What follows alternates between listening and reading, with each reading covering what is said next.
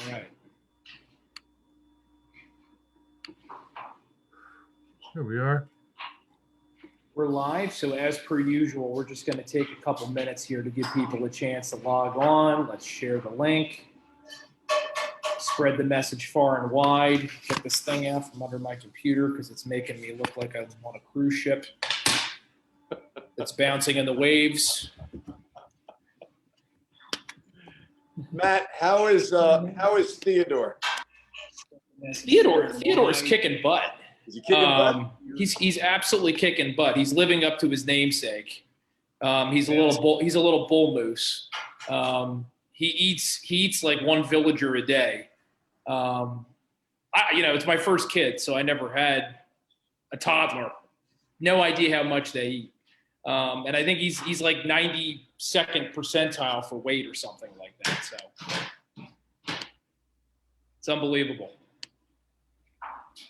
You know, Teddy Roosevelt was once shot on the campaign trail. Had a very, very heavy coat on, and it dulled the impact of the bullet. He went ahead and gave the speech because he was shot before the appearance. And at the very end, he opened up his overcoat and showed the wound and says, "It takes more than a bullet to stop a bull moose." They certainly don't make them like that anymore, do they? Most politicians go down with one cutting tweet.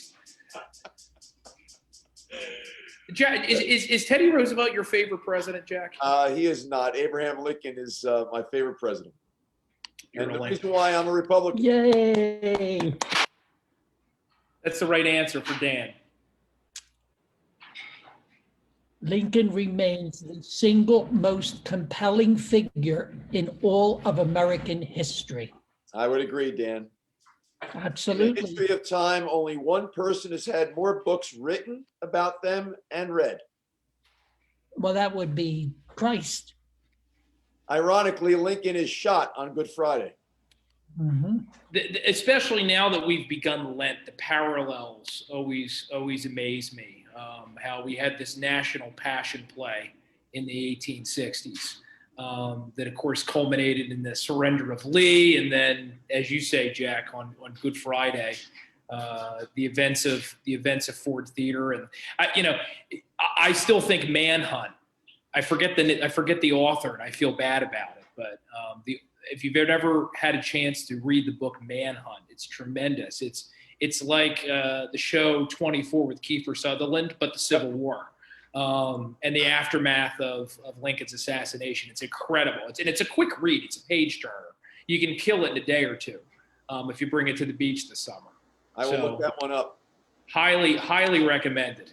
Highly recommended. All right, has everybody shared the hell out of this thing? Dan, did you figure it out? Yeah, I did. Yeah. All right. So, see, we got some people on here. Good evening, everyone. Hope everybody's doing well, even though it's been a little bit of a melancholy day for some of us, and I think maybe we can talk about that at some point. And we're all in anticipation of a little more winter. We're all in anticipation of a little bit more winter. Down here in the great southwest of Jersey, I think they're saying up to 6 inches. I saw one forecast 10 inches, so we may be buried come morning. God help us. But we are hoping, and there's my very stealthy segue that I just took advantage of. We're hoping that New Jersey Republicans' winter is soon over, because we're hoping for a fantastic 2021 where we can finally dislodge some of Trenton's long-standing Democrat establishment and begin to roll back some of the nightmarish impacts they've had on our state. And if Republicans are able to do it this year, it's probably because tonight's guest was able to lead them, since it looks like, as of this hour, and we actually had this discussion on last week's show, Jack, whether you were a front runner or whether you were presumptive. I know you don't even want to get into that because it's bad mojo, but Art and Dan say presumptive. I'm still being polite, so I'm saying front runner. But Jack Ciattarelli of Somerset County, you're the man of the hour right now. And I understand shortly before you came on, we think you won your first county Republican committee backing, right? Up in your home county. I did. Is that correct? And politics is very much like sports. You want to have a home field advantage. I really appreciate the leadership in Somerset scheduling their convention first. It was great to come out of the convention with unanimous support of the committee by acclamation. And so one convention down, 19 to go. And it marks the official beginning of the county convention season, which, by the way, I find to be a very, very exciting and democratic process. New Jersey is very unique, as you know. No other state does it this way. We're unique in a number of ways, and this is just another. Yeah, I think you're right about that. I mean, certainly every county's a little bit different. Some have a more democratic structure than others, but I think people that are just blanketly against committee members making endorsements have never actually seen this process up close. You have to do a heck of a lot of work, pressing a lot of flesh, meeting a lot of people, shaking a lot of hands, kissing a lot of babies, hearing a lot of grievances. It's like every day is Festivus, and you got to put a lot of miles on your car as you go around the state and meet with committee people who, usually aren't rich fat cats smoking cigars at back rooms. Usually they're relatively normal middle class Republicans who happen to run for county committee, and you got to win them over. So it's a fascinating process. I gotta ask you. You ran in 2017. You were unsuccessful. Kim Guadagno got the Republican nomination. You announced almost immediately, or at least it felt like almost immediately, you were going to run again in 2021. Has there been any point where you've regretted that decision, or has it been full speed ahead? Not one bit. Not one bit. I mean, listen, when I ran 4 years ago, we were disappointed with the outcome, but not disappointed with the effort. I learned a whole lot from that experience. One thing I took away more than anything was this is the largest small state in the union. But like I said, I worked to get Kim elected. When she wasn't successful, I went right back out on the campaign trail. And I remember being asked in early 2018, right after Murphy was sworn in, what are your intentions, Jack? And I said, my intention is to run for governor again. And I had a couple of consultants call me up and said, gee, Jack, what are you doing? That's not the way you do it. You're supposed to say you're forming an exploratory committee. And I said, why do the dance? Well, why are we dancing? I'm running for governor again. Those same consultants called me back 6 months later and said, best thing you ever did. Listen, I think one of the things that made Donald Trump so attractive to a great many people is he went about it differently. I've always just tried to play it real straight with people. I was on the campaign trail all of 18 and 19 as an unofficial candidate, declared in January 2020. People said it was too early. Anyone who's run for governor in this state, knowing we are the minority party, we can win these elections, and we will this year.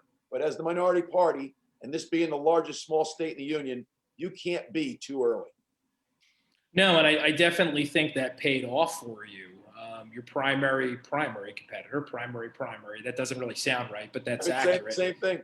Same difference. Yeah, Doug Steinhardt unexpectedly dropped off earlier this cycle, and we talked to him about it. Definitely seemed like he had some stuff going on at the law firm that was making it hard for him to run. But I also think there's obviously a component to the whole thing where you just got such a massive head start, so much so that I don't think even some of his ardent supporters realized. And I personally know Republicans in the state, and I'm sure Dan and Art will back me up on this, who are at different ends of the ideological spectrum, kind of a little bit more moderate, traditional establishment Republican, all the way over to rabid conservative activists who are fans of you, and not just because of maybe a position you have or the fact that they just happen to think you're a nice guy. They all say the same thing. You showed up. You came. You got in the car at on a snowy night and drove from one end of the state to the other to support them at their beef and beer, or to come to their local Republican club meeting when they were having trouble getting people out that night, and to talk to them and frankly let them know that somebody in the state Republican Party gave a damn about them. And that stuff matters. And I think that's part of the reason why we're having this conversation right now. Well, Matt, I really appreciate that because it matters greatly to me. It's all about the rank and file. I'm a district committee man in my hometown of Hillsborough. I've been a club president. I've been a municipal chair. I've been a local elected official. We're not successful in this state as the minority party unless we're showing great respect for the rank and file grassroots Republicans who lick the envelopes, make the phone calls, put up the lawn sign, attend those rubber chicken dinners to create energy at the local level. So we have energy from the bottom up. My job is to create energy from the top down. And I'm happy to get up and down the state. Call me crazy. I love the daily grind. I really do. And it's, again, it's my job to get all 1.4 million Republicans in this state excited about the one thing they all agree on. Because we don't all agree on a lot of things, but there's one thing that all 1.4 million Republicans in this state agree on, and that's Phil Murphy shouldn't get a second term. So on the subject of Phil Murphy getting a second term, I'm sure you're hearing a lot of this because we're hearing a lot of this. You're making phone calls to donors and you're having to try to sell them on your campaign and why it makes sense to invest in New Jersey this year. And they may have told you, or they may have said, but Jack, you sound like a great guy. You sound like a great candidate. You seem knowledgeable. You're certainly not the train wreck that Phil Murphy is. But you've got a million Democrat voter registration advantage right now in New Jersey. This is a state that hasn't elected a Republican United States senator since before Watergate. We have elected some Republican governors, but the numbers keep getting more and more daunting. The Democrats have a vice grip on the legislature. What makes you special? What makes you the guy that can crack the code and get that coalition together and win statewide? What are you telling them? Well, first of all, I remind them that Republicans have controlled the executive branch way more than Democrats over the last 40 plus years. Every one of our guys has been a two-termer. Every one of their guys has been a one-termer. And quite frankly, Phil Murphy is worse than Jim Florio, Jim Greavy, and John Corzine combined. That's the first thing. The other thing is, listen, I acknowledge that they feel the way they feel because they're looking at federal elections. And certainly when it comes to federal elections, New Jersey has been a blue state. Look what's happened to our congressional delegation. Look at our U.S. senators. You mentioned that. And look what has happened in New Jersey on presidential elections in the last couple of cycles. But when it comes to gubernatorial elections, and this is one of the great things about our 1947 state constitution, that we are the year after a presidential election. No Senate at the top, no Congress at the top, no president at the top. It's all about New Jersey. And so, and the other thing I remind people, Matt, is this. It's my proudest accomplishment with my public service. I've run 7 races in this state, 2 at the municipal level, general elections, 2 at the municipal level, 2 at the county freeholder level when they were freeholders, and 3 in purgatory, otherwise known as the New Jersey General Assembly. I'm 7 for 7. 6 of the 7 times in races where Democrats outnumber Republicans, sometimes significantly. You're somewhat familiar with the 16th. It went blue since the time I gave up my seat to run for governor. I know how to win these elections. And it's not because I'm not a principled Republican. It's not because I'm not a conservative. I go places Republicans typically don't go. And when I get there, I talk about the issues we all agree on, not the issues that divide us. Well, Yeah. Go ahead, Dan. Yeah, I wanted to say, but Jack, we have a Republican Party that just came off the heels of a devastating national defeat. You're talking about less than a year after that this campaign is going to occur. We have Republicans now at each other's throats. We have the Senator McConnell and Trump going at one another, and it's all the way down the line. Republicans are absolutely gleeful about this, and they're going to, that they're going to try to hang all of this around your neck. How are you going to deal with this? Because it's definitely going to spill over. It's spilling over into this year. How do you deal with this? Hey, Dan, listen, we've seen this every single week where the state Democratic Party in this state continues to refer to me as another Trump Christie Republican. That is a very thinly veiled distraction from Phil Murphy's failed record. And I'm going to have an awful lot of fun with it. And so I've got 10 months now. With all due respect to the few guys that are running the primary, for all intents and purposes, I consider this primary won. It doesn't mean we're taking anything for granted. We got our first county line tonight, and we're going to work extra hard for the other 19. There's one county that doesn't have a line. But my job is to remind the people of New Jersey that Phil Murphy has failed them. And that if he wants to continue to talk about Trump, despite the fact that Trump is no longer our president, that is a distraction. Let's take a look at his record. We'll take a look at his 2 years pre-pandemic, where he didn't address the 3 crises that paralyzed this state economically and fiscally. And we know what those crises are: property taxes, business climate, public pensions. And then we're going to take a real close look at his handling of the pandemic. His decisions have killed seniors and veterans in our nursing homes. His decisions have closed 1 out of 3 New Jersey businesses, mom and pop shops that have been in families for generations. His lack of leadership has kept children out of school, and his rollout of the vaccination has been abysmal. It's horrendous. His vaccination policy pretty much boils down to, if you want to get vaccinated, start smoking and get arrested. In Phil Murphy's world, we vaccinate inmates before seniors and smokers before teachers. I'm telling you, people are ticked off. People that are waiting 5 months for their unemployment check, people waiting 5 hours online for motor vehicles, parents whose kids are not in school. There's an awful lot to talk about, Dan, and I'm going to do just that. Yeah, Well, it's I very think it'll interesting. work. Are you getting a lot of this from the people that you're meeting and you're going around the state? Are they voicing a lot of anger to you? Are you feeling that, or aren't you? Dan, the last time I saw this much disdain for a city governor was Jim Florio. And it's not just in Republican circles. There's a real opportunity here for Republican victory this November. And I'm not just talking about the governorship. You'll see me working hard in all 40 districts. Listen, I don't mean this at all immodestly. This isn't a job I need, and I don't want to use it as a layover for Washington. I'm all about New Jersey. The Ciattarellis have been here for 100 years. Phil Murphy can't say that. He wasn't born here. He wasn't raised here. Never went to school here. Never worked here. Never owned a business here. None of those things are disqualifiers per se. But I'll say this: he doesn't understand New Jersey. He's not Tom's River. He's not Bridgewater. He's not Parsippany. And in 10 months, he's not going to be our governor. So up and down the state I go. Yeah, Yes, you I do. think it's a trap for us in New Jersey. And it's certainly, what I've advised my friends who live in Monmouth County to get sucked into the Trump conversation. Donald Trump didn't even try to win New Jersey, but we can win New Jersey.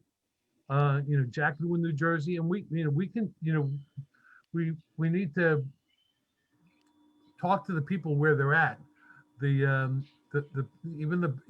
Except for the most diehard partisan Democrats, there's a lot of Democrats who are willing to cross the line if it'll improve, if they believe it'll improve the quality of their lives and their kids' lives.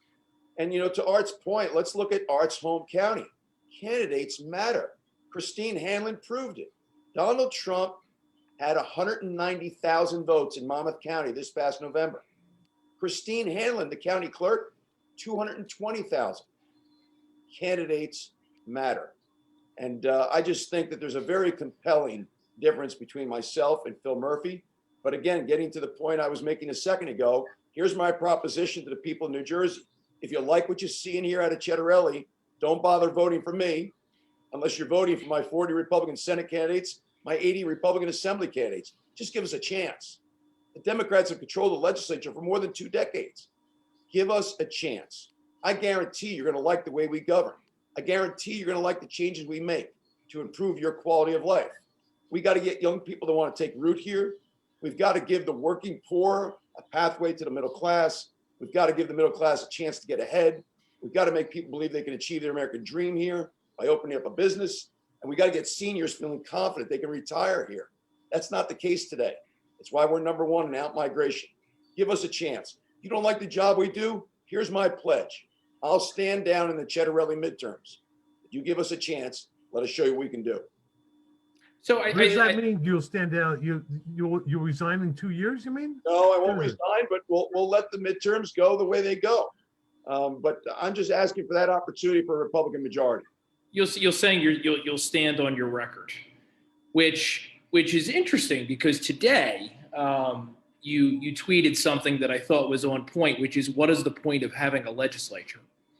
Which the answer to that might seem obvious to some, at least some U.S. American politics majors or some aficionados of government. But in New Jersey, it really makes you wonder, because Phil Murphy also today renewed his own emergency powers for an 11th time. We've now, at least as of, I think, was it March 6th that he issued the first March public health emergency? I'm sorry, February 3rd was the 1-year anniversary of his first executive order. His first executive order, and I think today was 222 executive orders. A Republican attempt to limit his powers and force him to go back to the legislature every 14 days to re-up his ability to make these extraordinary decisions without legislative oversight has been tabled. Steve Sweeney and Speaker Coughlin have not allowed those measures to be debated or seriously considered. It's an incredible contrast to what's happening in our neighbor to the north, where Andrew Cuomo's dirty laundry is now finally on full display. You even have some Democrats calling to curtail his power. So I wanted you to expand a little bit, Jack, on your comment about, the importance of having a legislature. And I also wanted to know, as governor, would you be willing to self-limit your power? If you take the oath of office in January 2022, would you sign a piece of legislation that made you go back to the legislature every 14 days if you felt the need to expand your emergency powers because there was a legitimate emergency? Matt, I don't think it's any coincidence that the person who's often seen as the most popular because he was the most effective governor here in New Jersey is Tom Kean. The coincidence is not that he came from the legislature. That means he had great respect for that institution. I come from the legislature. Coincidentally, Tom Kean Sr. was not a sitting legislator when he won the governorship. He'd been out of the legislature for about 4 years. I've been out of the legislature for 4 years. So I have great respect for that institution. It's an equal branch of government. I have a great many relationships there with people on both sides of the aisle, and I see myself working in partnership with them to get done what we got to get done here in New Jersey. We've often heard that the New Jersey governorship is the most powerful in the nation. Well, guess what? Over the past 13 months, we found out just how powerful. And I will tell you this, I think a governor should be allowed to continue to extend a state emergency, but I will tell you that after 6 months, that should not mean that he or she continues to have executive order powers. He has rendered this legislature obsolete. He has hijacked our democracy. I don't think it's good for New Jersey. You even have the Democratic majority griping about a lack of information and a lack of partnership and a lack of respect for them as an equal branch of government. So that's how I would look to curtail the powers of the governor. You cannot extend the executive powers beyond a 6-month period. Okay, so you go with 6 months, which, with all due respect, may not make some people feel better, even though they may trust your judgment more than Phil Murphy's. But you at least are acknowledging that there should be some curbs to executive power. I believe there should be some curbs to executive power. And let's face it, I don't know why we need to continue with the state of emergency right now if it's going to continue to grant him executive powers, and we know that it does. So it's more government by fiat, and what I hear repeatedly, he's surrounded by a very small circle of people, and he's not talking to people on the front lines, which only makes matters worse. Yeah, I mean, I personally, I would like at least 30 days because I think, and I would hope this would never happen to you if you become governor, you hit the nail on the head. You kind of find yourself in a cocoon where you're just surrounded by sycophants and they're telling you what you want to hear. And Phil Murphy, I mean, let's face it, we're Republicans. We don't deride somebody or degrade them simply because they're wealthy and successful. But Phil Murphy's a rich guy. He probably doesn't know what it costs to buy a gallon of milk. He doesn't have to worry about that. So he's not actually interacting with average people unless he's surrounded by state troopers and members of the media and staffers. He doesn't actually know what the hell's going on out there in New Jersey and how much people are suffering. We've lost 1/3 of our small businesses last year. You know, Matt, I got to tell you, you know, some people might call this a low blow. We know what this guy's worth, and we as Republicans don't demonize the successful. We celebrate their success. But I got to tell you something. What's going on in this state with regard to people having lost their businesses, what's going on in this state in terms of people waiting 4, 5, 6 months for unemployment benefits to pay for medications and their groceries, I don't know how, in good conscience, the guy can continue to take his salary. I don't know how, in good conscience, the guy took a $150,000 PPP loan that was forgiven for his women's professional soccer team. You've got to be kidding me. It's not the kind of leadership that inspires people. It's not. And it's just another reason why he's got to go. Well, it doesn't set a very good example, but you know, you're mentioning, Jack, about how people are struggling and the price of things are going up and so forth and so on. I want to talk for a second about the price of gas at the pump, which has been rising. And we had a horrible thing that was done to us when this gas tax increase was put through for the transportation fund. I know you voted against it. But inserted into that legislation, as I understand it, was this automatic increase in gas taxes every time the amount of money didn't reach a certain level. And this was some complicated gobbledygook that was inserted into it. But now we got automatic gas tax increases without the approval of the legislature. As I understand it, we just had one this past fall. Would you repeal that provision or move to have it repealed or get rid of it? I would do all I can to repeal that that aspect of the bill, Dan, that causes an automatic increase. It's the same reason why, while I supported an increase in the minimum wage, I did not support an automatic increase every January, just because you never know what could happen. Now, listen, I'm not a fortune teller. Who the hell ever knew of a thing like a pandemic? But the point I was trying to make is that there could be extreme economic conditions that warrant these kind of things, just really, really bad timing. And we're seeing that firsthand. And don't forget, that gas tax increase came after the toll increase. The toll increase whose public hearings took place during a shelter-in-place order. I mean, this governor's got no shame. So those were the things that really I found turnoffs and why I did not support the minimum wage bill or the gas tax bill. I don't like automatic increases. That's the job of a legislature, to visit every 3 to 4 years based on the circumstances. Okay, so again, I support an increase in the minimum wage. Nobody should be below the poverty line. At the same time, for there to be a $1 increase in the minimum wage this past January, when mom and pop shops on Main Street are going through what they're going through right now, talk about adding insult to injury. That was it.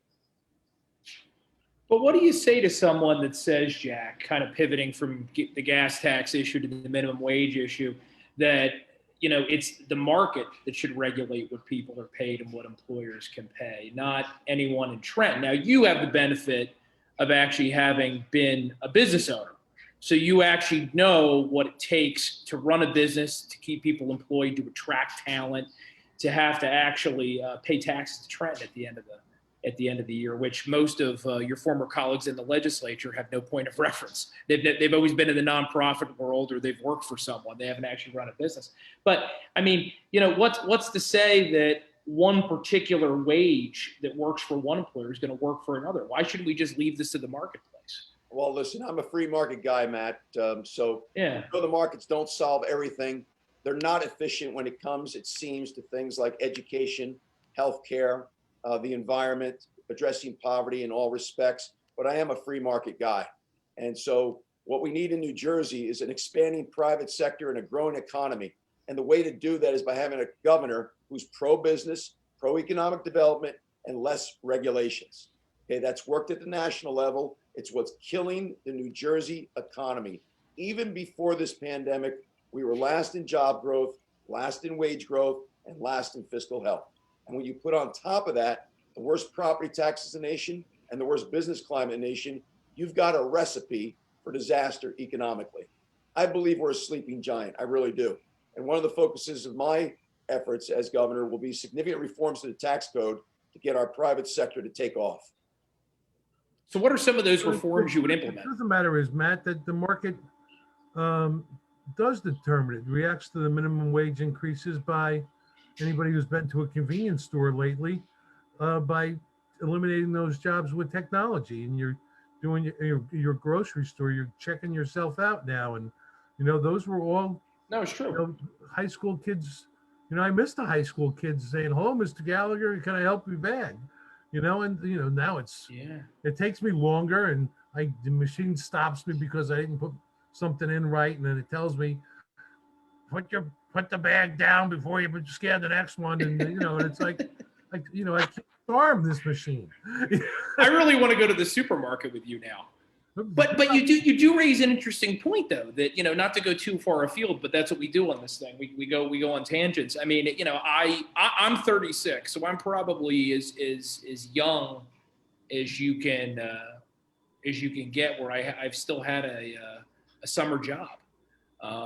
Summer jobs are not a thing anymore. Yeah. And certainly the minimum wage has served to eliminate something that not only helps put money in kids' pockets for gas money or for books for school or something, but also it introduces them to work, which, what a concept, right? But the whole idea that you have to actually go and you have to engage in labor in order to get fruits of your labor and then go out and be able to buy the things you want to do and live the life you want to live. But I also get where you're coming from, Jack, that, I'm a conservative, I'm not a libertarian. You have to have some regulation. Otherwise it's the market could become an unruly beast. So where you draw the line, though, that's an interesting question. Well, it is. To Yeah. the points that everyone's making, I mean, Dan referenced gas going up. Gas isn't just going up because of the gas tax.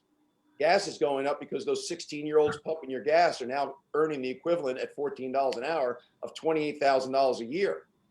And if you don't think some of the small independent gas retailers aren't in trouble, you're kidding yourself. It's particularly in a state where you're not allowed to pump your own gas. So listen, I believe in the markets. I do believe there should be a minimum wage. I think the minimum wage should be tied to the poverty rate. I believe the poverty rate in New Jersey is $24,000 a year, which means in my mind, the minimum wage should be $12. Because $12 an hour over a 2,000-hour work year is $24,000 a year. But here we are now at $14, pushing toward 15 in the middle of the worst economic downturn we've ever seen because of something like the pandemic. Who the hell ever knew this was going to come along? So again, I think it's something that the legislature should revisit every 3 to 4 years, as opposed to there being automatic increases. To Art's point, he's exactly right. But we all know this: anytime companies can use technology to replace human beings, they're going to do it. Well, you raised Technology doesn't call in sick, doesn't pay sick days. This is the struggle that we're going through right now in a time when, listen, if you went back 30 years and you were a toll collector, that was one hell of a middle-class job. Yep. Great Benefits, pension, steady pay, steady work, some overtime, and along comes a technology called Easy Pass. The person who was displaced because of that technology became the long-term unemployed because they're unskilled. And they're the people stacking shelves at your local big box store. And this is what's going on. So I think the next generation gets it. I know what Melinda and I have taught all of our 4 kids. You've got to have a skill. Even the one of our 3 that didn't go to college is a licensed diesel mechanic and making one hell of a living. I say it all the time. You asked about Teddy earlier. I want Teddy to be an HVAC tech. Some of my wealthiest friends work in the HVAC industry. It's the way to go. Don't go to law school, kids. Don't do it. Hey, Matt, I know we'll jump ahead to this and you got other topics, but because you kind of teed it up for me, I will tell you under Governor Ciattarelli, there will be much, much greater emphasis in our public schools on vocational training. We need to do a better job of identifying in 8th and 9th grade who's not going to college, if they already know, and then point them on a more vocational track. Because we're doing a terrible job paying way too much attention to the kids that are going to college. And I'm not poo-pooing their efforts. We need those guys too. But And they're the sending them out of college with massive debt. They're the ones that need the least amount of help. We need to do a better job. I got to tell you, we found out our son didn't want to go to college. We didn't find out until after he graduated high school. We're very fortunate. We put him in UTI, Universal Technical Institute, 45-week intensive course, great placement office, came out a licensed diesel mechanic with a job. It's not inexpensive. But guess what we found out? If you go to college here in New Jersey out of high school, there's a New Jersey STARS program. There's free community college. There's Pell Grants. There's TAGs, tuition assistant grants. Guess what we offer to those people going to trade schools? Wow, nothing. Yeah. Think about it. Yeah, it's pathetic. I've always been against one-size-fits-all education. I've always thought that was absurd. We're a country of individuals, right? That's one of the things that fundamentally makes America such a great place. But this idea that every single child in this diverse country should get exactly the same education, where's the basis for that? I mean, it's not good for our economy. It's not good for our kids. They're all different. So I guess you know what I love about that issue too, Matt and guys. I mean, that's the way to win over a demographic that's been very challenging for Republicans. Educated suburban women. Well, so that's a great segue to the education issue, because I have said to many of my friends, and you may be having the same conversations, that this pandemic has offered the perfect opportunity for Republicans to resurrect the school choice issue. and vouchers and parents being able to decide where and how their children are educated. Because on the one hand, you've got suburban educated women who right now are going through their personal version of hell because they're stuck at home with 2, 3, or more kids who are remote learning. And then in our more economically challenged areas, you got a lot of parents who are deciding whether or not they're going to keep that separate job that allows them to have Christmas or save for one of the kids to go to college, or whether or not they're going to even have somebody home to be with the kids during the day while they're remote schooling, which is a miserable choice to have to make. Meanwhile, we're all still paying property taxes for this public school monopoly. So as governor, is school choice something that Jack Ciattarelli is going to be a champion of? And I would note that this is something that Governor Christie kind of promised us he was going to bite off. He ended up supporting some charter schools, but that was where it stopped. He never really kind of went the distance with it. Are you going to go the distance and really push hard for it? Well, I believe in school choice. When a school system is failing, there's a number of very reasonable metrics that tell us if it is failing: attendance rate, graduation rate, performance on standardized tests, college acceptance rate, or readiness for careers if you're not going to college. If any school system is failing, I think in 2 or 3 of those categories, I think parents and custodians deserve a choice. So yes, I'm for school choice. I'd like to see a program very much like John Kasich put in place in Ohio, the school voucher program. In the first year, 10,000 vouchers were available through the state on a lottery basis. Year 2, 25,000. Year 3, 50,000. It's been a huge success.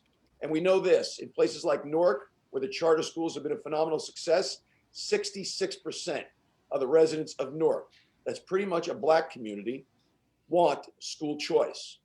And yet this governor hasn't approved a single charter in more than 3 years in Newark. Every time a charter opened in Newark, the demand exceeded the supply, which is kind of heartbreaking when you think about it. So we need to have school choice. I think we need to experiment with a school voucher program. This governor hasn't done that, and we know why. He worships at the altar of the NJEA. And he doesn't even care about perceptions. His PAC just recently took another $4.5 million contribution from the NJEA, when this guy is showing no leadership whatsoever to try to get kids back into school, which would buck the NJEA's position. They're arrogant, and I find them to be conflicted. And I just think the whole damn thing is very insulting, but we need to get our kids back at school. $4 million. So- That, Matt, mind you, that is their second $4.5 million payment in the last 4 years. But it's for the children, by God. They'll tell you every time you talk to one of these NJEA hacks. It's for the children. Matt, It's for Phil Murphy, apparently.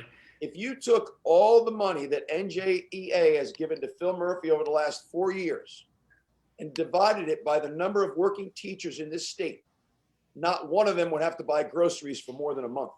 Remarkable, isn't it? It's math, folks. It's not partisan politics. It's just black and white math. And then we have a situation of young people leaving the state. Now, I did a little survey of like the 24 kids from my neighborhood who grew up with my kids. And I'm including my kids in this too. 80% of them are gone. They went to school with my kids in New Jersey. They went all through grammar school and high school. They're gone. They're working in other states, including both of my kids. Now, So how Dan, are we going to turn that around? We are number one in out migration, but there's another dirty little secret about New Jersey that few people know that scares me even a bit more. New Jersey leads the nation. I mean, we do a great job of graduating K through 12 students in our public and private schools, but New Jersey leads the nation in the kids that go out of state to college, the fewest come back. So 2 of the planks in my gubernatorial platform is that students would be allowed to deduct student loan interest on their tax returns. And I'd like to see us do the same program that Missouri did. If you come to New Jersey's colleges from out of state, to our state colleges, and you're from out of state, and if you change your residency to New Jersey and you earn $3,000 or more a year from a New Jersey employer in your sophomore, junior, and senior year, you'll get the in-state tuition rate. Missouri's doing that to try to get more young people to take root here. And that's really, really important, because if we don't reverse these trends, what does it mean about our future with regard to economic vitality? entrepreneurship, enterprise, all above. It's not a good. We're losing some of the best and brightest. We're losing some of the best and brightest. So. Yeah, And then no, there's you're other not wrong. reforms that we need to do, and we could talk about that if there's time, Matt. But the thing I get very excited about is the reforms I have in mind for our tax code to just change the whole perception of New Jersey, get it out of the shadow of New York and Philadelphia. Let's stop acting like the damn JV here. And we're a varsity. We're an economic powerhouse. Everything we need is here. You won't find a better state in terms of all transportation modes, ports, highways, trains, airports. The labor force would be here. We just got to unlock the tax code here. We need tax reform, tax simplification. I like the idea of tax simplification. Are you a flat tax guy, Jack, or what exactly does that look like? Well, And listen, and we should say you're a CPA, by the way. I am an MBA CPA, two-time business owner, but know this, with Phil Murphy, our top bracket is now 10.75. Most New Jerseyans can drive 40 minutes west, cross the Delaware, and the top bracket is a 3% flat tax in Pennsylvania. We got to declare economic war on our neighbors. I'm tired of losing to Pennsylvania, Delaware, the Carolinas, Georgia, and Florida. So here are some of the reforms that I get very excited about. You've all heard of the Delaware Corporation. Why don't we adopt Delaware's bylaws for corporate governance? Nevada did that about 10 years ago and it took off. Let's adopt Delaware's bylaws for corporate governance. I can't think of a single reason why we shouldn't. I think we should cut the corporate tax rate in half from 10%, which is now the highest in the nation with the Murphy surcharge, to 5% over a 5-year period. Those are two very, very big things I think that would change the perception of New Jersey overnight. I think if you headquarter in New Jersey, the gain on the sale of a IPO stock would be tax-free. I think we should establish a capital gains tax rate. I don't think we should ever tax the gain on the sale of a family-owned business. I've sold my business twice in this state. I have paid my capital gains to the federal government. The check I had to cut to the state of New Jersey at ordinary income tax rates was painful, painful. And getting back to the corporate tax rate cut, you're all aware that we recently did another EDA tax credit program that's going to equal more than $14 billion. Why is government in the business of picking winners and losers? Right. Rather than not collect $14 billion in tax revenue because of $14 billion in credits to companies that the state gets to pick who the winners and losers are, why not just cut the corporate tax rate in half and let everybody benefit? Everybody. It bothers me when government gets in the business of picking winners and losers. Yeah, I have a fundamental problem with the entire concept of the EDA, honestly. I mean, I just want government to do as little as it needs to do to make sure I have a road to drive on to get to work and to keep me safe and to give me power. And yeah, and to have some kind of basic safety net for my neighbors when they have some really bad luck through no fault of their own.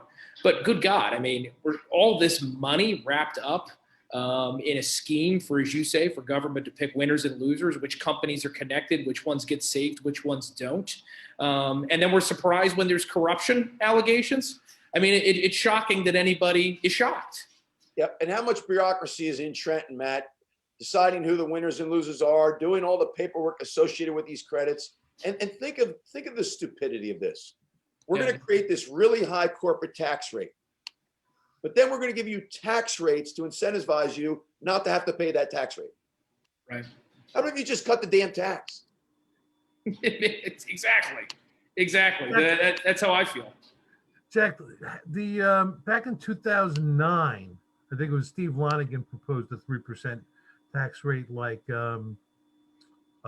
Pennsylvania has.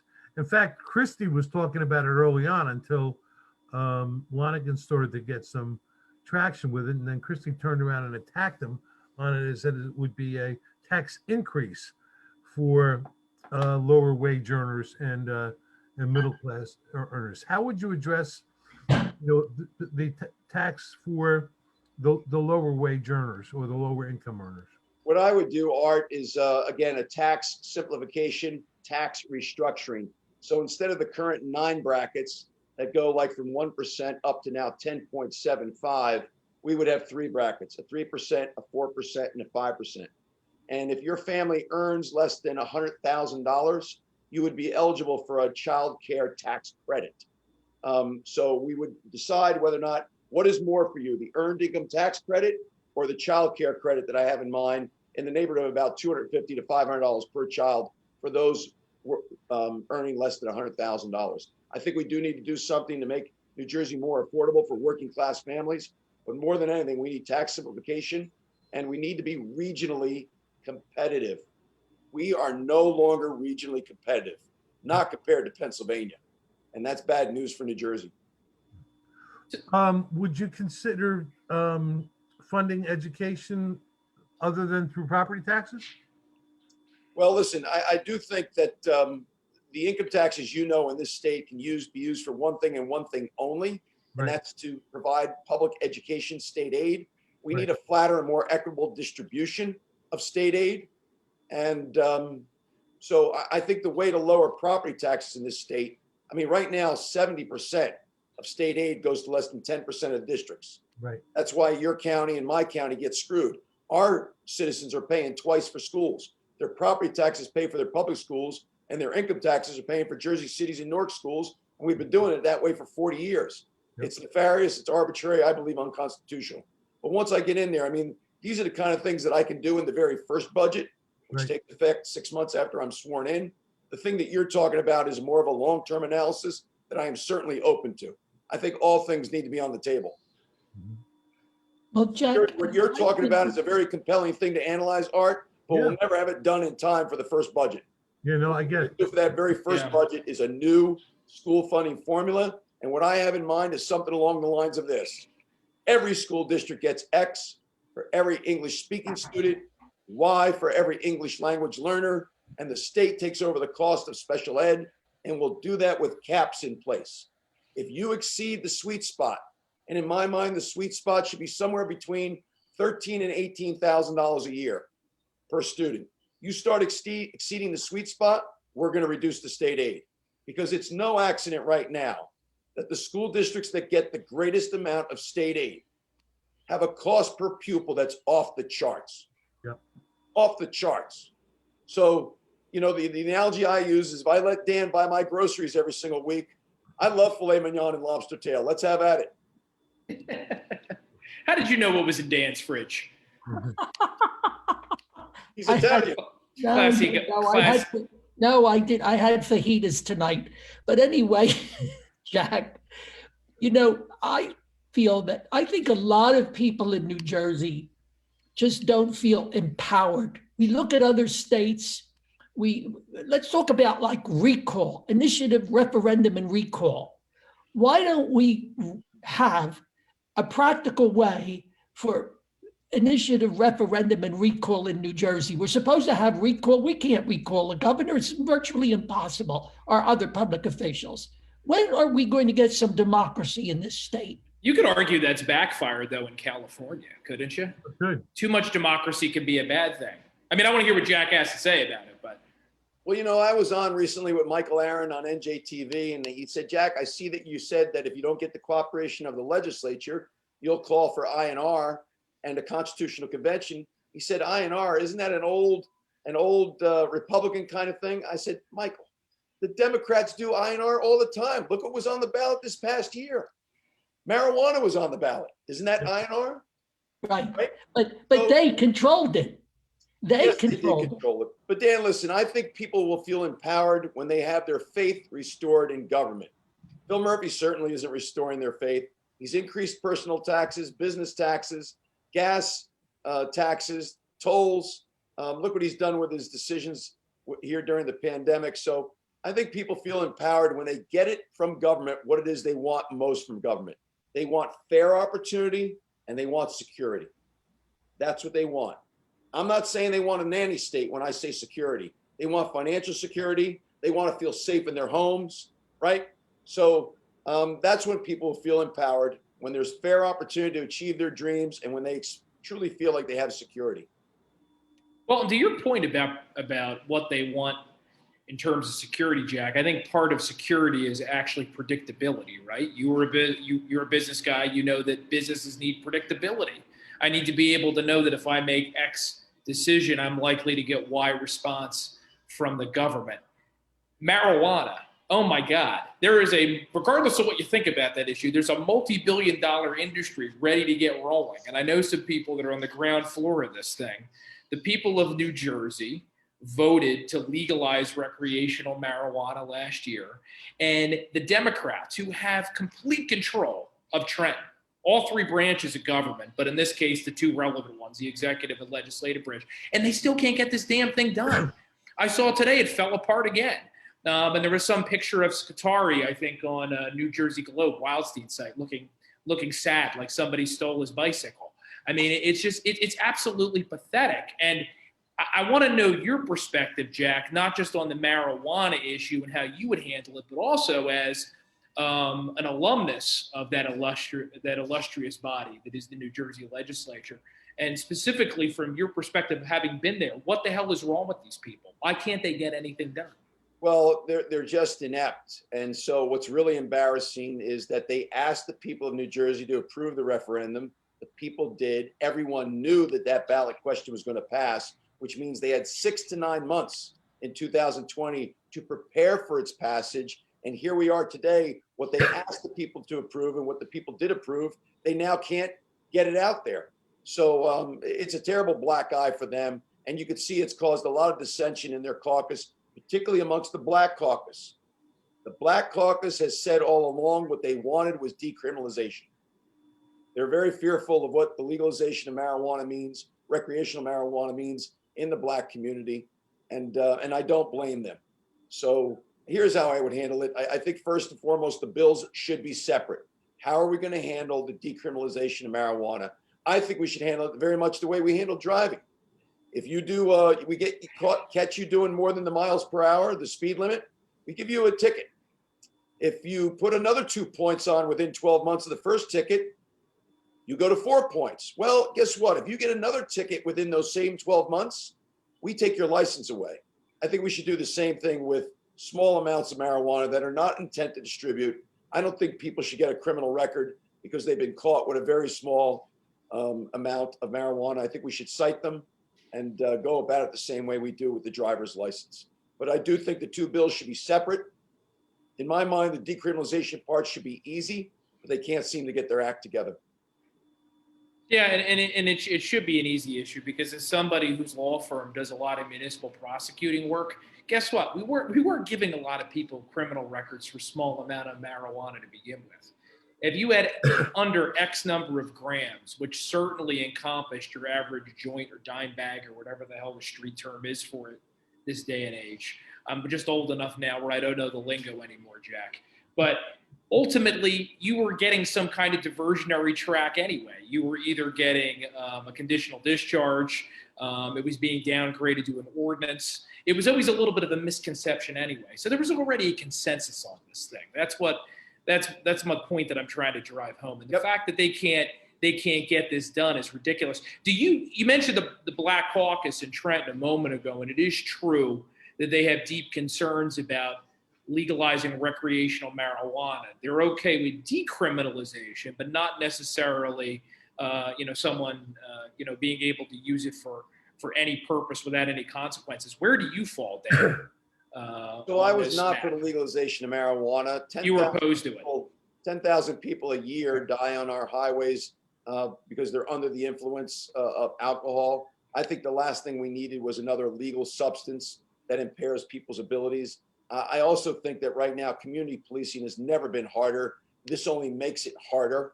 We have no way of determining what your content is like we can with alcohol. So I just think this is bad for New Jersey, particularly being the most densely populated state in the union with crowded roads and the like. So I was never in favor of legalization. From the very beginning, I always supported decriminalization. I don't like the idea of anybody getting a criminal record because they've been caught with an ounce of marijuana. I just don't. So I think this is bad for New Jersey. I think if you look back right now, it's not been heaven for Colorado. And it's just something I'm opposed to. I just don't think this guy with his progressive agenda, his progressive ideology, which includes recreational marijuana approval, is good for New Jersey. But given that, Jack, and given that the the voters last November overwhelmingly amended our constitution to make it legal, at least on a state level. It Right. still hasn't happened federally, so it's still technically a violation of federal law to possess it. But if the Democrats can't get their act together and you get elected, what is Governor Ciattarelli going to do in terms of empowering the public will in this new constitutional amendment?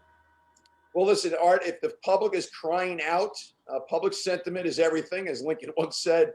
If the public is crying out saying, we approve this thing, where is it? I think what's really interesting right now, maybe it's because everyone is distracted by the pandemic, but you're not hearing rallies, right? Anywhere around the state saying, we approve this damn thing, where is it? I'll tell you, I'm not going to push the legislature along if they're going to drag their feet. I will push them along on other things like affordable housing. We need a legislative solution. So if they're going to continue to drag their feet, I don't think you're going to see me encouraging them to speed it up. Well, we've got a situation now, and this is, certainly in the Black community, Matt said, talked about his prosecutorial experience where, possession was not that big a deal anymore. I'm not sure that's true in the Black community. We're from what I'm reading, we've passed this constitutional amendment. It went to effect January 1st, but since the beginning of the year, there's been at least 4,000 arrests in New Jersey for something that's constitutional now. Exactly, and that's very, very troublesome. And here's, I think, the trade-off is, because it's all about compromise, right? And listen, we're going to have a Republican majority, so we'll be able to solve this. But here's the compromise.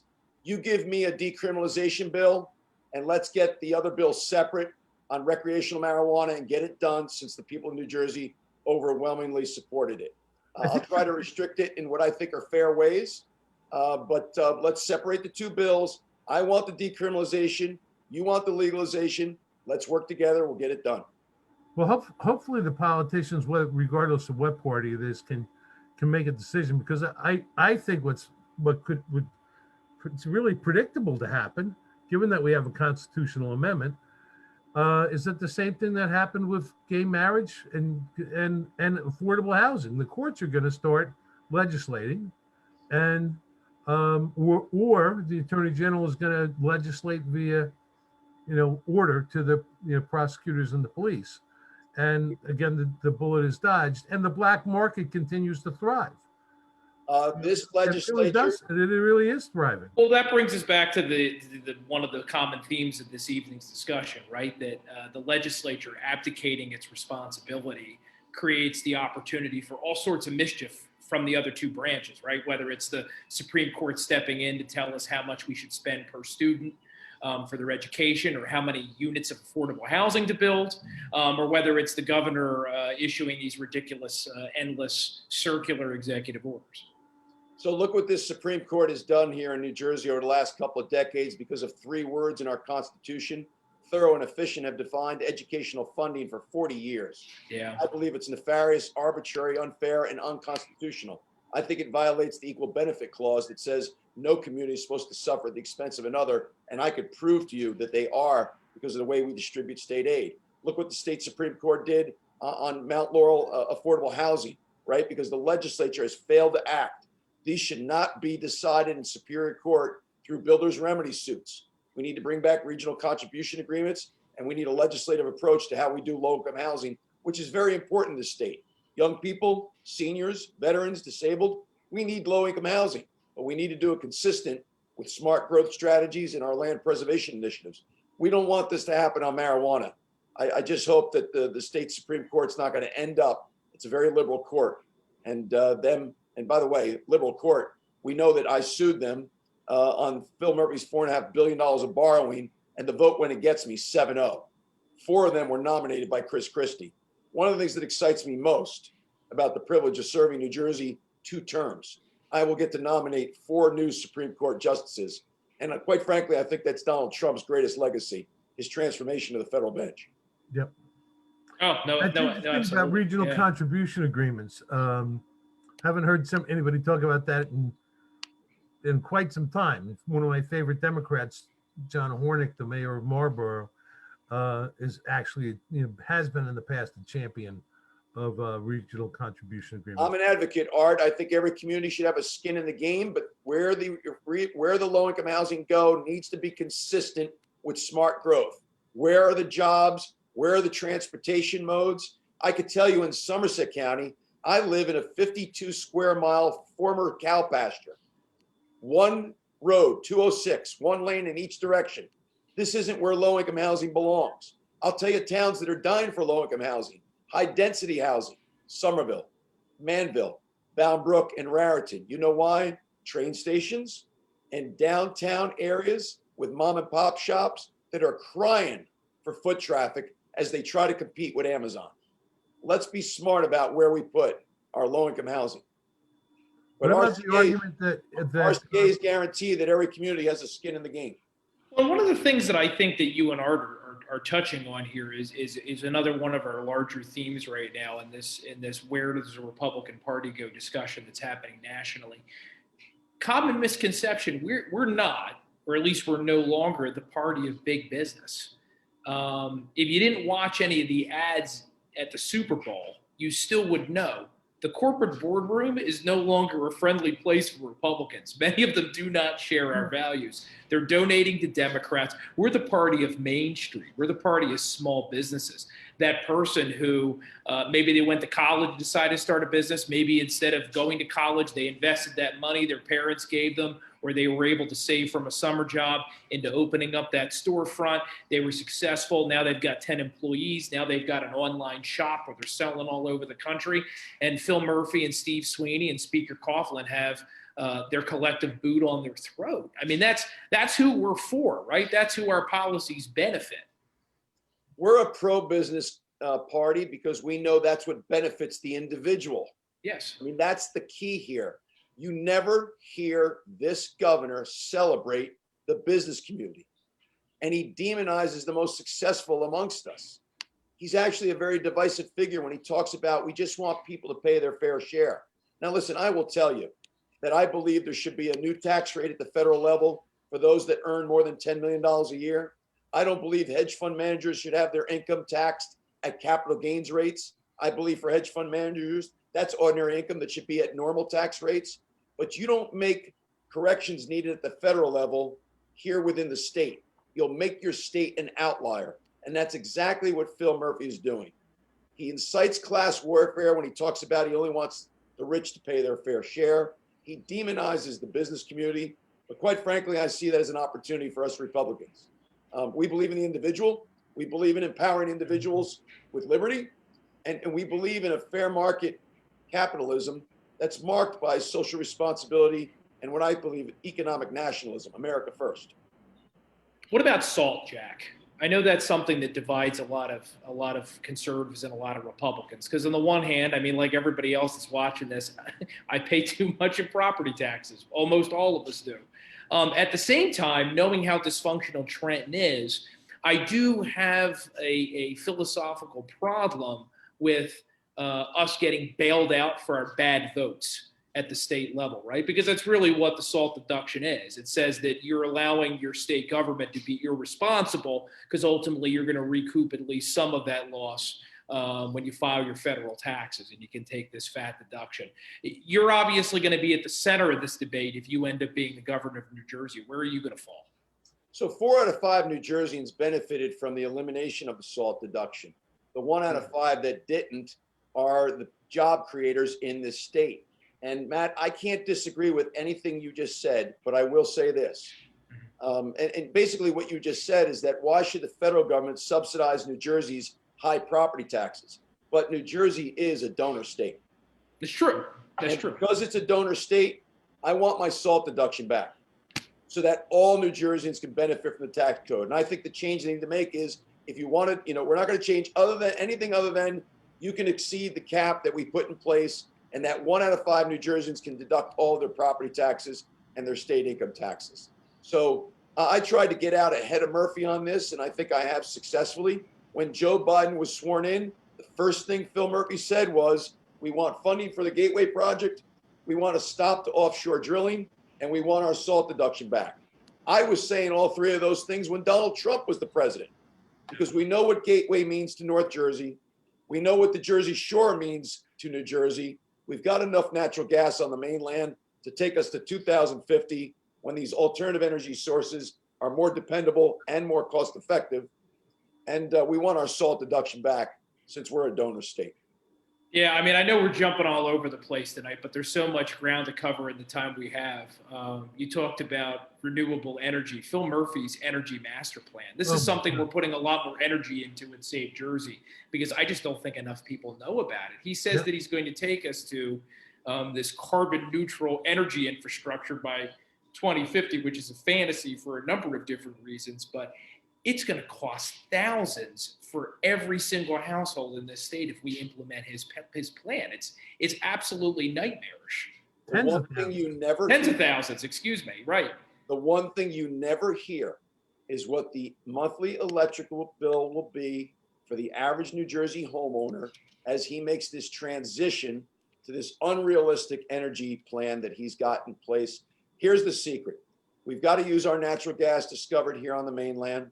We've got to continue to emphasize nuclear power, which, by the way, produces 40% of New Jersey's electricity at zero carbon emissions and means the world to South Jersey's economy, because that's where the nuclear power plants are.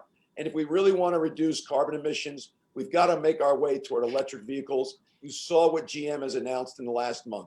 By 2025, every car and truck coming off the GM line will be an electrical vehicle. And that's the way until these other alternative energy sources are more dependable and more cost effective. They're ahead of their time. That's not me with my head in the sand. I do believe there is global warming that's being facilitated by human activity. I do believe we need to do something, but the way to do it is natural gas, nuclear power, and electrical vehicles until those other sources can catch up. Right. I mean, we have clean alternatives that don't require bankrupting our economy and destroying our state and turning us into California, where the governor of California has to go on Twitter in the summer and tell everybody to turn off their air conditioning at a certain time of day. That's a path we're on. Even Bill Gates this week was in the newspapers with op-eds, and he's got this environmental philanthropy thing going on. And what he said is, we're not paying enough attention to nuclear power. Yeah, I plugged a book earlier, a great documentary, Pandora's Promise. Definitely look that one up, folks, if you can find it. It's a great look at the energy industry and how it's an essential part of a clean energy future, if that's something you prioritize. Something, Jack, I know this is jumping to the other end of the spectrum, but I think of the comments we've had tonight, we've had about 500 of them. Oh. I'd say half of them have brought up the Second Amendment, because I think people will be surprised to know that in New Jersey, the suburban state, we have a huge number of gun owners, and the vast majority of them are law-abiding and they take their Second Amendment rights very seriously. The Biden administration is talking about using executive orders to restrict gun rights nationally in a way that we haven't seen in years. Coming out of a Republican administration. Where do you fall on some of the major hot button gun issues, Jack? Concealed carry, New Jersey's 10-round magazine ban. These are things that I know are very important to a lot of people that are considering whether or not they're going to vote for you and come out for you and work for you. Absolutely. What I've always said is the Second Amendment is the Second Amendment is the Second Amendment. People have a constitutional right to bear arms. People have a constitutional right to defend themselves. What I don't like about what goes on in New Jersey is we've got 565 towns. We've got about 500 police departments. Every one of them is going about the gun permit application process a little differently. I believe there should be uniformity. I don't think it should take more than a month for someone to get their gun permit application approved. And if there is an imminent danger, I think that gun permit application needs to be on a fast track. I don't think it's fair that we now have a magazine limit in place that has rendered legal firearms obsolete. Let me repeat. By putting that magazine limit in place, we took perfectly legal firearms and made them obsolete because they don't work with that magazine limit. I think that's something that we need to repeal. And the other thing with regard to conceal and carry, I think we need to take some baby steps. For example, I can't tell you how many times I've heard from, and I'm sorry to be gender biased, female realtors. Jack, I'm not real comfortable sitting all day alone in an open house. I've heard from male truck drivers. They're on the roads all hour of the night. Jack, it'd be nice if we would be allowed. So I think the discussion we need to have in Trenton is are there some professions where you can make a very compelling argument that they should be allowed to conceal and carry. I think female realtors is a very compelling one, in my opinion.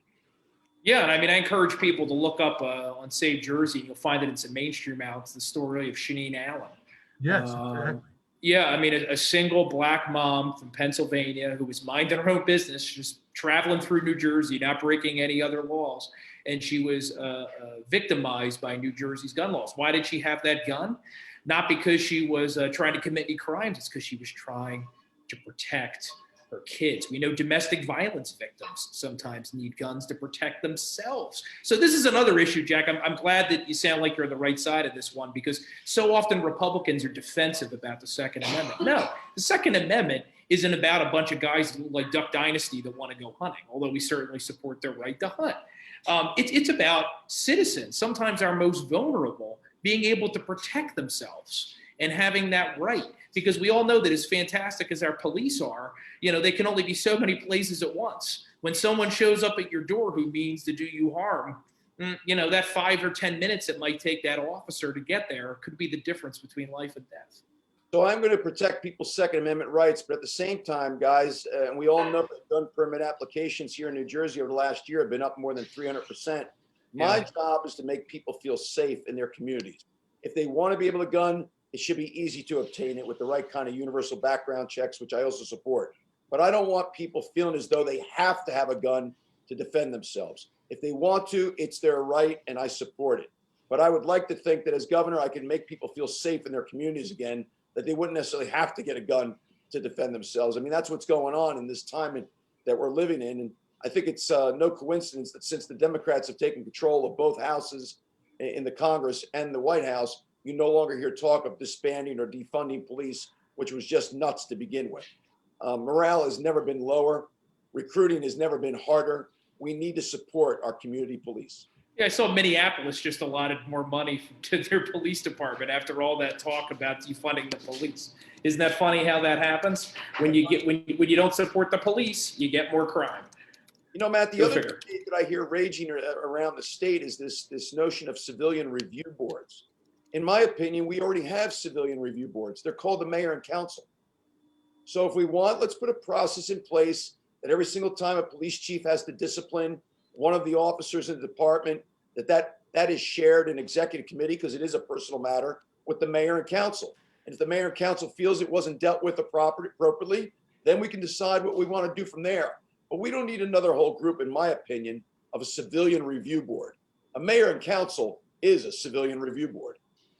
Yeah, it's more kicking the can down the road, right, Dan? Jack, if I could ask you to go back a second to the Second Amendment. Why take baby steps on carry permits, and why limit it to certain professions? I think that if you were to ask New Jerseyans, a vast majority do not support conceal and carry. Art, that doesn't make it right or wrong. It's just a fact. So my attitude has always been to win over public support. Sometimes better to take baby steps. Okay, so it's a political calculation. So basically, it's a political calculation. That's not a bad thing. I'm a political. I'll call it winning over public sentiment incrementally, Dan. Art. I wanted to ask you. Art, you know, it took Lincoln like 4 years to get to the Emancipation Proclamation, but he got there. You mentioned all the. Then he got shot in the head. All the police departments, and when you were talking about gun permits, you mentioned all the police departments and all the different procedures. And, you know, we have, I don't know, huge number of school districts, police departments, municipalities. I want you to talk to consolidation. So, Dan, we are what we are. This is a state that loves home rule. I will tell you, as a Somerset County freeholder, and it's the reason why I ran for county freeholder, because I believe in a regional approach to government. I tried to consolidate 19 little police departments into a south central and a north central south regional police department governed by a joint meeting. A lot of people don't know what a joint meeting is. It's a form of government in New Jersey where the governors, where the mayors would have control of the police department. It wasn't a power play on my part as a freeholder for us to take over policing. The 19 mayors in Somerset County would have been the governance structure for this regional police department. All 19 mayors supported me. We did a one-of-a-kind 2-year study that showed a $94 million savings over 10 years.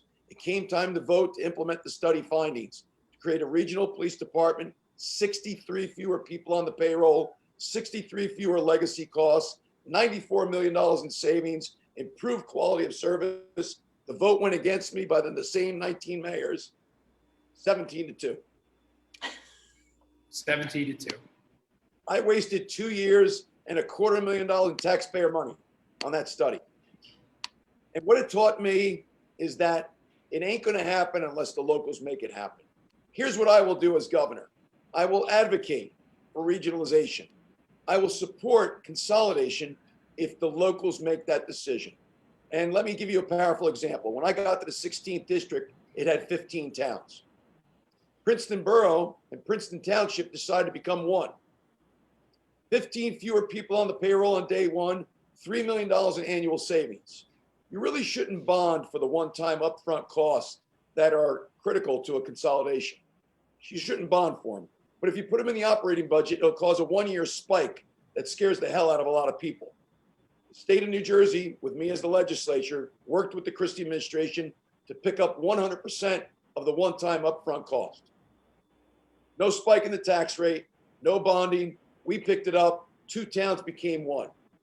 And I always like to point out to Republicans that was an all Democratic mayor and council in both towns, 7 of which lost their job. So we say we believe in smaller government and lower taxes. At some point, we Republicans need to put our money where our mouth is when it comes to regionalization and consolidation. But I learned from my own experience, I'm not going to force it. Why do you think it's inappropriate to bond for that and to spread the cost over a period? I mean, it would seem that you've got 2 entities or now one entity. They're going to be one entity for a long time. Why not spread that cost over time? I don't know, Art. There's just a lot of the type of costs that, new decals on the police cars, new police uniforms, the redoing of the tax maps, paying attorneys to somehow bring together the bonding, outstanding bonding in both towns. Those don't seem to me to be typical capital costs. One could make the argument that they are because a combination of 2 towns is unique, but they just don't seem to me to be the type of things one should bond for. Not in the state. No, I get that there's no physical assets behind them, but necessarily, but it's a cost that it would make sense to, like intellectual property can be capitalized in some businesses. It's going to be spread out over time. But here's the thing, Art. In order to make it happen, there's got to be some incentive. And what I can do as governor, like we did in the 16th district, the state of New Jersey paid for the one-time upfront cost in the Princeton Borough, Princeton Township consolidation. I like incentives. Interesting. Well, I don't think there's one. Well, no, I shouldn't say that there's not one topic we haven't uncovered tonight because New Jersey has a lot of issues. But I think we've certainly covered a hell of a lot of ground. Did I miss anything? Did we miss anything big, Dan or Art? No. I think those are the huge issues. Maybe in a future conversation, because it is getting late. Yeah. Jack's probably got another meeting to go to. At least a few more.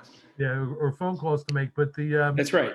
The big meeting coming up is the 10 o'clock walk with Jordy. That's our 35-pound, half French, half English bulldog.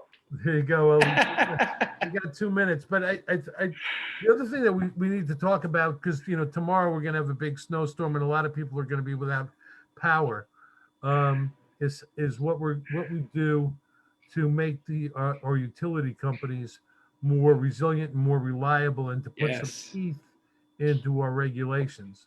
But that's something that we can address, and I would encourage you to address going forward. I remember Governor Christie speaking, either it was after Irene or Sandy, how if a utility company does not obey an order from the Board of Public Utilities, it's something like $100 fine. And Christie said he was going to propose getting it up to $25,000 a day. so that they finally took it seriously. And I would like to see some teeth and put like that, because my wife's telling me we're losing power tomorrow, and let's find a hotel with generators. Well, I hope that's not the case, Art, about the power in your house. But listen, I'm all for working in partnership with our biggest utilities to make sure that we're always prepared for these storms way in advance. I am a bit concerned with utilities that aren't owned and operated out of New Jersey. But I realize that's the free market system. At the same time, we want to make sure that our New Jersey citizens are being served and getting quality service and the right kind of attention from their utility companies. No shortage of things to tackle. That's for damn sure. New Jersey has some monumental challenges, and I give you a lot of credit, Assemblyman Ciattarelli, for wanting to try to tackle them. Politics is an ugly business, no uglier, I think, well, I shouldn't say that. I was just going to say it's uglier now than ever before, but we started out tonight talking about the 1860s. It has been worse. I think you just don't escape it now because of social media. You always have a Matt Rooney or an Art Gallagher or a Dan Cerrucci tweeting at you or about you at all times. So I think you certainly deserve credit for subjecting yourself to that. And you are on Twitter. Jack4NJ, I think is your handle. You're on Facebook at Jack Ciattarelli. Your website is Jack4NJ, which I think it's the numeral 4. Yes, and what's the next convention you have coming up? I know before we talked about Middlesex coming up in March. We think Atlantic County maybe later in March. That's what's been reported. Well, so there's been kind of mini conventions, and I've been awarded the line or slogan, as they say, in Sussex County. Yesterday, I was awarded the line by the executive committee in Essex County. I believe it might be Ocean. Right? Which I mean, for a while we were thinking that was going to be a big one, and it'll still be interesting. But that was going to be the proverbial shootout at the OK Corral. But I don't know. It seems like things are definitely blowing your way. I hope you keep in touch with us too. I would love to stay in touch with you guys. You guys bring balance to the debate here in New Jersey. It's always a great conversation that serves all those that are listening in, I think, very, very well. And these opportunities present an excellent opportunity for the people in New Jersey to get to know me better. And I think that means good things for us come November. I appreciate that. That's what we want to do. We like having a conversation. I originally wanted to do this at like a bar or a diner booth. I'd love to. But then this damn pandemic intervened. So, this is what we've got. So we'll continue to use it for as long as we can. Jack Ciattarelli, former assemblyman, front runner, or presumptive nominee for the New Jersey Republic. I'm telling you, Jack, I said it last week so innocently. We were talking to Steve Spur, who's running in the primary up in LD21, and these two nearly bit my head off. Even though we're on Zoom, I jump back like 15 spaces. Presumptive. I'm like, okay, Jesus. I was scared, even though we're an hour away from one another.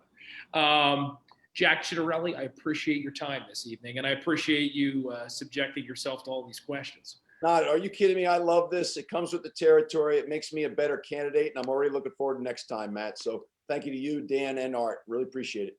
Awesome. We appreciate it so much. And for all of you that watch tonight, we really appreciate it, because we know it's late. We know that you got a lot going on, but we know that you're watching because you give a damn about this greatest state of New Jersey. And you shameless plug wanna save it.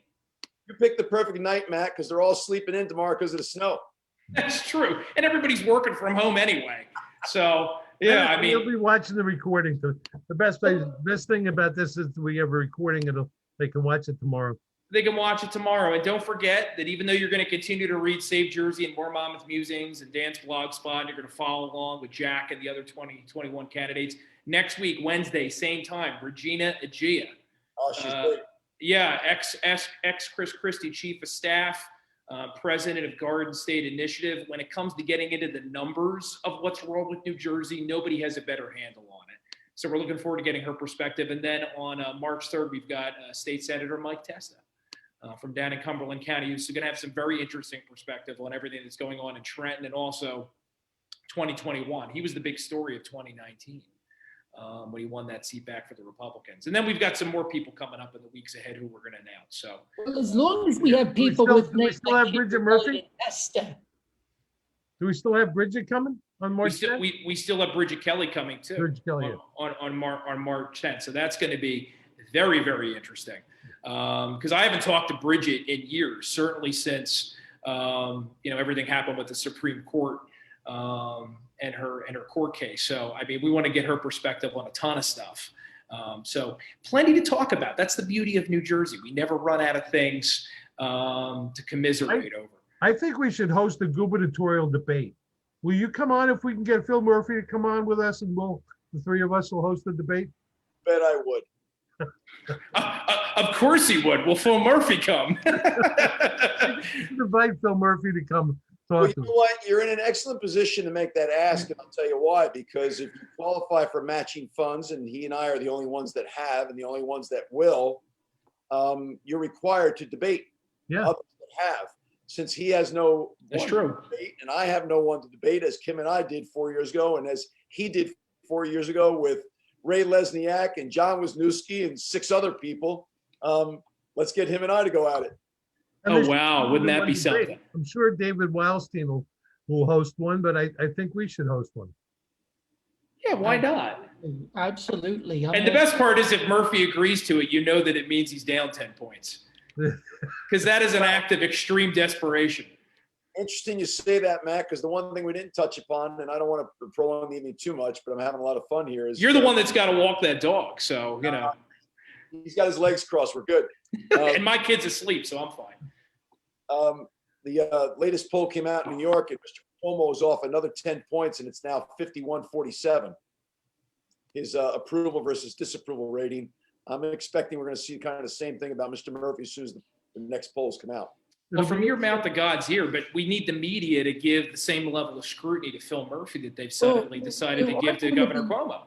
There's going to be hearings. The Republicans are going to hold hearings, right, Jack, on Republicans Murphy's have comment. their own hearings, yes. Murphy has said that he's not going to answer their questions because they're not true hearings, but I think it's a great move on the part of the minority, as was the move by Jean Stansfield in the 8th District. Yep. She should be running for Senate, but she found a clause in our Constitution that says that the legislature, a legislator, can call for the impeachment of a cabinet member. And with Commissioner Hicks, who's in charge of corrections after what's recently been revealed at Edna Mahan Correctional Facility, it was the right thing to do. And in light of the fact that all of the Democrats were calling for his firing, I would think they would need to support Assemblywoman Stansfield's impeachment proceeding. And that's another wonderful segue, because I forgot to mention on March 17th, we're scheduling far out now because for whatever reason, people want to come on this thing. I have no idea why. But we have State Senator Joe Panaccio, who is one of the Republicans that's going to be leading these committee hearings. And when I heard that they were going to be doing it, I reached out to Jersey Joe. I know everybody says Jersey Joe Piscopo, but for me being a New Jersey political nerd, Jersey Joe Panaccio is the original Jersey Joe. And I said, can you come on and can you talk about them? And he said, absolutely. He'd love the opportunity to talk more about what he's beginning to uncover about the nursing home scandal that's unfolding on this side of the bridges and the tunnels. So we can look forward to that on St. Patrick's Day. I told him that we'd have a green beer remotely. So that'll be fun. You know, really, And then we'll finally get the headline, dentist endorses Ciattarelli. I think we can get that by then. Yeah. Why not? Well, what we didn't talk about tonight, and it seems like we're going into our second hour here, but this is an administration that's been marked by scandal. Look at the Katie Brennan, Al Alvarez situation. It's been marked by corruption. Look at Lizette Delgado Polanco and the School Development Authority. Yeah. It's been rocked by administrative incompetence. Look at unemployment and motor vehicles, outright malfeasance, dereliction of duty with the Edna Mahan Correctional Facility. Let's not forget that 10 months ago, Department of Justice issued a damning report of what was going on there. They called it a rape camp 10 months ago and said, these are the things that you need to do. And 10 months later, guess what? None of those things were done. I don't recall seeing a headline in any New Jersey papers that said rape camp. Well, I tell you, Art, the Star Ledger's been on top of this one. And to Tom Moran's credit, his editorials have been blistering. And he too has been calling for Commissioner Hicks. to be fired. So no one can understand why it is Murphy continues to stick by him. But I think there's more to come. Yeah, well, that's Yeah, it's a lot of Murphy's personnel decisions are mysteries. well, I will tell you they this. really are, and he's grossly incompetent, right? Because that's one of the issues in this election. It's not just that we disagree with the man's policies. John Corzine disagreed with his policies, but there are days when I actually pine for John Corzine, not as an alternative to a Republican, but to the Democrat that we have. Because Phil Murphy, I don't know what they learn at Goldman Sachs, but it ain't much about practical management. And this administration has been administratively incompetent time and time again. Every one of my cabinet members will be technically proficient, having worked their way up from the bottom, so they understand the area of expertise, and they'll be hands-on. I understand cabinet members are walking in parades and going to ribbon cuttings and things like that, but we've got a government to run. And I look at New Jersey as a troubled $40 billion corporation with 65,000 employees, whose stock is tanked and whose bonds sit one notch above junk bond status. It needs a hands-on CEO. I wish the press would ask Commissioner Hicks this question. When was the last time you did an unannounced site visit to Edna Moran Correctional Facility after last year's damning report from the Department of Justice? He couldn't find it on the map. No, has he answered any questions from any reporters? He didn't show up for the legislative hearings that were conducted after the Department of Justice issued their report last year. And Murphy let that slide. Murphy let that slide. And here we are 10 months later. And they still, the impeachment has to come from a Republican, and it's, we'll see. You know, the They're other not gonna get hearings. Coughlin's not gonna let it happen. There's been no effort on the part of these Democrat legislators to hold this guy accountable. And by now, it's an election year. You would have thought that somebody would have said something. But the only thing I could come back to, because many of them may be incompetent, but they're all not completely stupid. They must be thinking, you know what, we've got this guy at the top of our ticket, no matter what we do, whether we impeach him, whether we call him names, whether we call him out or not.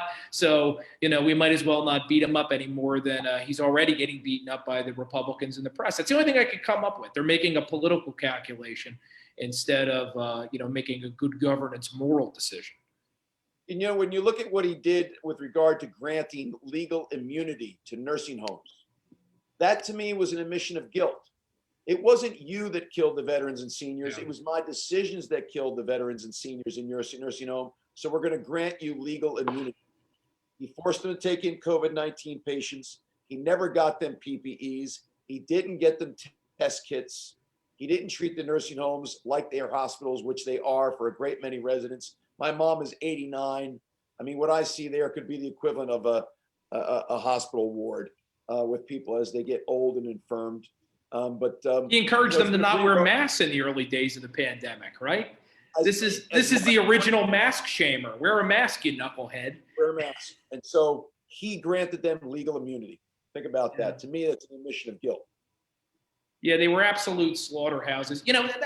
Interesting question. Speaking of holding Murphy accountable, do you have any faith in the grand jury that's currently taking a look at one of our 3 state-run veterans facilities?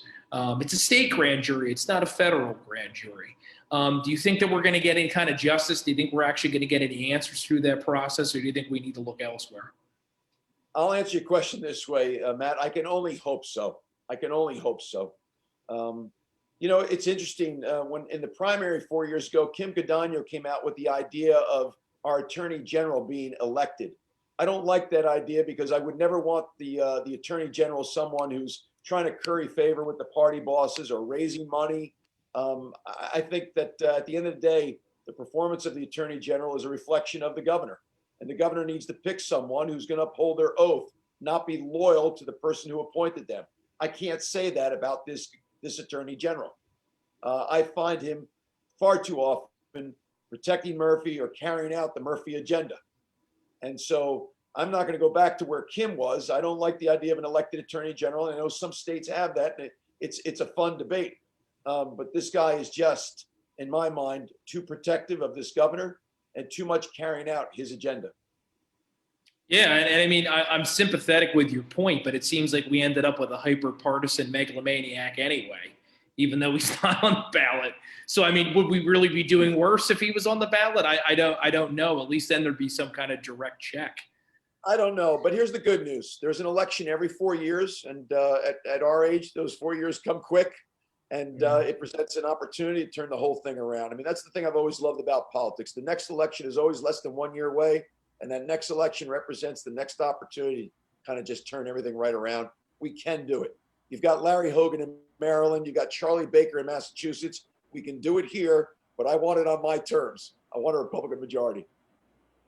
Yeah, and here's hoping that you can build one from your lips to God's ears, because that's what we need. I mean, Chris Christie won in 2013 without coattails. And while I am not putting Bridgegate on the same level of Watergate, it was the same practical end. You didn't win with any friends. The Democrats who won, who weren't his friends, investigated the hell out of him, and then that was the end of the Chris Christie story. They did a presidential poll the other day, Morning Consult. He didn't even register. So I know you said before you have no interest in running for president. That's not my point. My point is, a governor that doesn't try to build a majority around himself is going to be awfully lonely and not successful. And it seems like you get that. I do get it. And listen, I've served at every level. I was in the legislature at the time. Chris Christie's second term was the second largest plurality in the history of the state. And we lost the legislature. Think about that. So listen, in Trenton, they say you got to get the policy, you got to get the politics, you got to get the joke. I was recently asked in front of a large group, when you get elected, will you get along fine with Senate President Sweeney? And I said, when I get elected, I'll get along fine with civilian Steve Sweeney. Because if I say yes, I'm basically telling the Republican that's running against Steve Sweeney, oh, by the way, you're going to lose. We're going to compete in all 40 districts. It's a competition. And listen, I like to compete. I'm a fierce competitor. I play to win.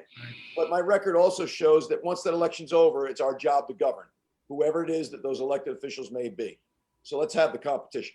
Well, I know you have no problem coming to South Jersey, my neck of the woods. And I don't know about 2020, but 2016, there were 2 districts represented in the state by Democrats that were carried by Donald Trump. And it was LD1, which is now Mike Tessa's district, and LD3, which is Steve Sweeney's district. That district should not be in solid Democrat hands, but it is. And so much of it, and I know this, is just because of Republican neglect. It's not on the map.